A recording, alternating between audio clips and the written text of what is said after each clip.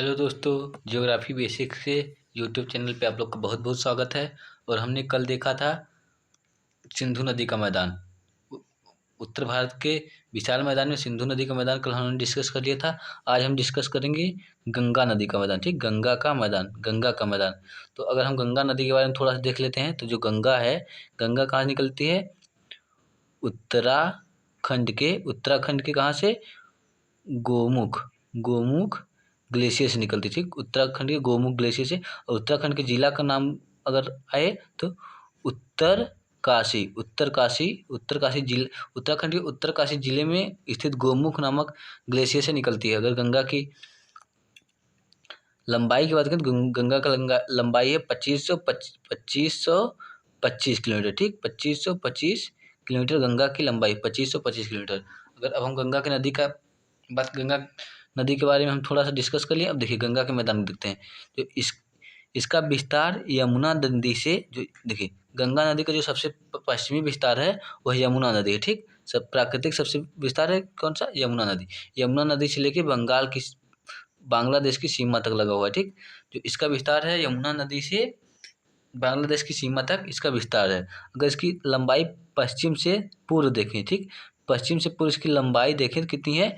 1400, लगभग 1400 किलोमीटर इसकी पश्चिम से पूर्व लंबाई है। अगर उत्तर से दक्षिण इसकी चौड़ाई की बात करें तो उत्तर से दक्षिण इसकी चौड़ाई कितनी है? 300 किलोमीटर। ठीक, ये 300 किलोमीटर हर जगह नहीं है, कहीं कहीं इसकी चौड़ाई अधिक है, कहीं कहीं इसकी चौड़ाई कम है। ठीक, इसकी कहीं कहीं चौड़ाई 160 किलोमीटर है तो कहीं कहीं 300 किलोमीटर। ठीक, और देखिए इसकी अगर ढाल बात करें तो उत्तर पश्चिम से जो इस गंगा नदी का जो ढाल है, इसका ढाल उत्तर पश्चिम से दक्षिण पूर्व की तरफ है। ठीक, उत्तर उत्तर पश्चिम मतलब बोलते हैं ईस्ट तरह, यह ढाल है इसका। ठीक, ये नॉर्थ होता है, ये साउथ, और ये वेस्ट होता है, ये ईस्ट होता है। तो इसका जो ढाल है वो ऐसे है, गंगा नदी का ढाल ऐसे है। ठीक, देखिए गंगा की नदी का जो है, इसको आसानी से पढ़ने के लिए इसको 3 भागों में बांटा जाता है। जिसमें पहला है गंगा नदी का ऊपरी मैदान। क्या? गंगा नदी का ऊपरी मैदान।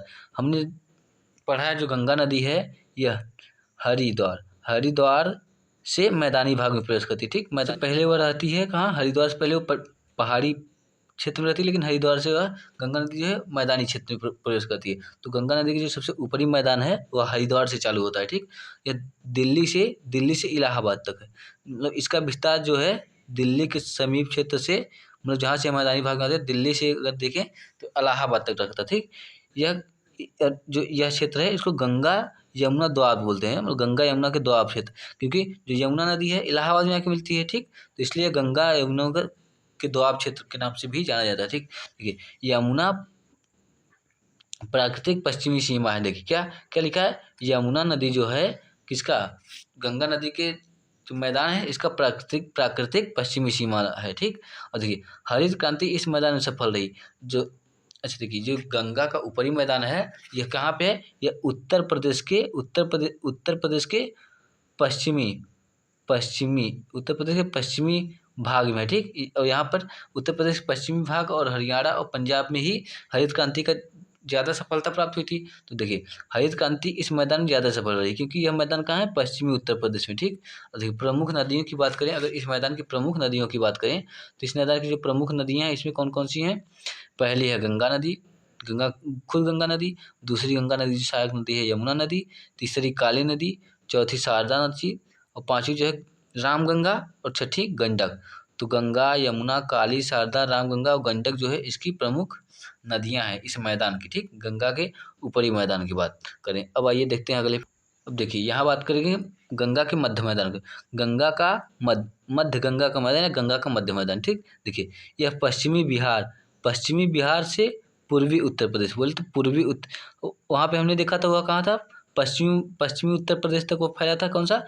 गंगा का ऊपरी मैदान। और गंगा का जो मध्य मैदान बात करें तो ये पूर्वी उत्तर प्रदेश से पश्चिमी बिहार तक फैला है। पूर्वी उत्तर प्रदेश से पश्चिमी बिहार तक इसकी लंबाई है। ठीक, देखिए बाढ़, मतलब जो यह मैदान है यह बाढ़ से सर्वाधिक प्रभावित रहता है। ठीक, जो गंगा का यह मैदान है यह सर्वाधिक बाढ़ से प्रभावित रहता है, क्योंकि इसी मैदान में भारत की सबसे ज़्यादा मार्ग बदलने वाली नदी कोसी इसी गंगा के मैदान में स्थित है। ठीक, ढाल कम होने के कारण देखिए जो यह मैदान है यहाँ पे गंगा नदी का जो मध्य मैदान है यहाँ पे ढाल पूर्व मतलब ऊपरी गंगा के मैदान से जो ढाल यहाँ का कम है, तो ठीक कम ढाल होने के कारण जो नदियाँ हैं विसर्प में चलती हैं, ठीक विसर्पा आकार में चलती हैं। विसर्प बोलते हो, विसर्प ऐसे मतलब जो कोई नदी ऐसे ऐसे चलती है तो वो ऐसे ऐसे नदी कब चलती है, जब समतल इलाका हो, जब उसका ढाल कम हो, तो इसको बोला जाता है क्या, इसको बोला जाता है विसर्प, ठीक विसर्प बोला जाता है। देखिए इस मैदान में ढाल कम होने के कारण नदियाँ विसर्प के रूप में चलती हैं, जिसके कारण यह गोखुर झील बनाती है। गोखुर झील क्या चलता है, जैसे मानिए ये विसर्प बना के चल रही है नदी, ठीक फिर ये चलते थे, जब यहाँ पे कुछ अवसाद जमा हो जाता है, नदियाँ ऐसे ऐसे इधर से मुड़ के यूँ चली जा रही, जब ऐसे चली जाती हैं तो ये क्षेत्र बचता है, यहाँ पे पानी जमा हो जाता है, इसको बोलते हैं गोखुर गोखुर झील। इसको क्या बोला जाता है, गोखुर झील बोला जाता है, ठीक। तो गोखुर झील बनाती, इस मैदान में सोन नदी आकर, देखिए इसी मैदान से एक पठारी जो प्रायद्वीपीय पठार है, इससे एक नदी आती है सोन नदी, यह आकर गंगा में मिलती है, ठीक गंगा नदी में मिलती है। कौन सी नदी, सोन नदी, इसी मैदान में, गंगा के मध्य मैदान में। अगर गंगा के मध्य मैदान हमने देख लिया, अब हम देखते हैं निचला गंगा का मैदान। निचला गंगा का मैदान जो कि पूर्वी बिहार से पश्चिम बंगाल तक फैला हुआ है। हमने देखा मध्य गंगा का मैदान कहाँ था, पूर्वी उत्तर प्रदेश से पश्चिमी बिहार तक, ठीक। अब निचला गंगा का मैदान देखें तो ये पूर्वी बिहार से पश्चिम बंगाल तक है, ठीक। और इसका जो सबसे अंतिम बिंदु है ये क्या है, सुंदरवन का डेल्टा, सुंदरवन के डेल्टा में जाके यह मैदानी भाग समाप्त हो जाता है, और जो गंगा नदी है कहाँ पे, समुद्र में मिल जाती है, ठीक। देखिए सर्वाधिक उपजाऊ मिट्टी मिलती है, जो यह निचला मैदान है ये गंगा का, यहाँ पे सर्वाधिक उपजाऊ मिट्टी मिलती है, ठीक। और यहाँ पे किस चीज़ की खेती की जाती है, चावल की खेती सबसे अधिक की जाती है, चावल की खेती। देखिए इस मैदान में विश्व का सबसे बड़ा डेल्टा है, जो विश्व का सबसे बड़ा डेल्टा है जिसका नाम है सुंदरवन डेल्टा, ये कहाँ पाया जाता है, गंगा के निचले मैदान में पाया जाता है, ठीक। और इसका नाम सुंदरवन क्यों पड़ा, क्योंकि यहाँ पे सुंदरी नामक क्या पाई जाती है, वनस्पति पाई जाती है, जिस कारण इस डेल्टा का नाम सुंदरवन डेल्टा पड़ा। देखिए नागपुर जो पठार है, नागपुर पठार के पूर्व में, देखिए अगर आपको यह समझ नहीं आ रहा है तो फिर पीछे मैप के थ्रू जब समझेंगे तो आपको समझ आएगा। पिछले पेज में हमने मैप बना के रखा है, जिससे हम इन मैदानों को एक बार रिवाइज करेंगे फिर से, जहाँ पे आपको अच्छे समझ आ जाएगा। अभी हम देखते हैं छोटा नागपुर का जो पठार है, छोटा नागपुर पठार, इसके पूर्व में इसे राढ़ कहा जाता है, ठीक। राढ़ का मैदान कहा जाता है, कहाँ पे, जो छोटा नागपुर का पठार है इसके पूर्वी भाग में इसे राढ़ का मैदान कहा जाता है, ठीक। देखिए हमने बात करें जो सबसे कम चौड़ाई थी, तो इसकी सबसे कम चौड़ाई कहाँ पे थी, झारखंड में जहाँ पे महल की जो पहाड़ियाँ हैं, जहाँ पे झारखंड में, यहाँ पे इसकी चौड़ाई सबसे कम है, कितनी, 160 किलोमीटर की। तो ये रहा आज गंगा का मैदान। अब हम देखते हैं ब्रह्मपुत्र नदी का मैदान, ठीक। हमने देखा था जो भारत का विशाल मैदान होगा किसकी नदियों से, एक सिंधु नदी से, एक गंगा नदी से, और तीसरी ब्रह्मपुत्र नदी से होकर बनता है। तो देखिए हमने सिंधु नदी देख लिया, गंगा नदी देख लिया, अब हम देखते हैं ब्रह्मपुत्र नदी, ठीक। ब्रह्मपुत्र जो नदी का मैदान है, इसे असम घाटी का मैदान, इसको क्या कहता है, असम घाटी का मैदान भी इसे कहते हैं, ठीक है। और देखिए कहते हैं, और यह 3 तरह से पर्वतों से घिरा है, ठीक। ये देखिए ये 3 तरह से बोले तो उत्तर में भी घिरा है, पूर्व में और दक्षिण में, ये तीनों तरह से पर्वत से घिरा है। पश्चिमी भाग इसका जो है समतलीय, जहाँ से पश्चिम की तरफ होते हुए ब्रह्मपुत्र नदी प्रवाहित होती है, ठीक। देखिए इसका पूर्वी भाग है इस मैदान का, वह अधिक ऊंचा है, पश्चिमी भाग से की अपेक्षा में पूर्वी भाग अधिक ऊंचा है, ठीक। और देखिए दक्षिण में मंद ढाल है होने के कारण यह लहरा के चलती, देखिए जो उत्तरी भाग में अधिक पर ऊंचे पर्वत है, जिसका इधर का ढाल जो है एकदम खड़ा है, लेकिन दक्षिणी भाग में छोटे छोटे पहाड़ियाँ हैं, जिस कारण दक्षिणी भाग का जो ढलान है उत्तरी भाग के अपेक्षा मंद है, जिसके कारण यहाँ पे जो नदियाँ हैं लहरा के चलती हैं, और यहाँ पे छोटे छोटे द्वीपों का निर्माण होता है, ठीक। यहाँ पे छोटे बड़ी द्वीपों का निर्माण होता है इस क्षेत्र में, किससे, ब्रह्मपुत्र नदी से, जिसमें से एक द्वीप है माजुली, जो माजुली द्वीप है यह असम में पाई जाती है, और यह विश्व का सबसे बड़ा नदी द्वीप है।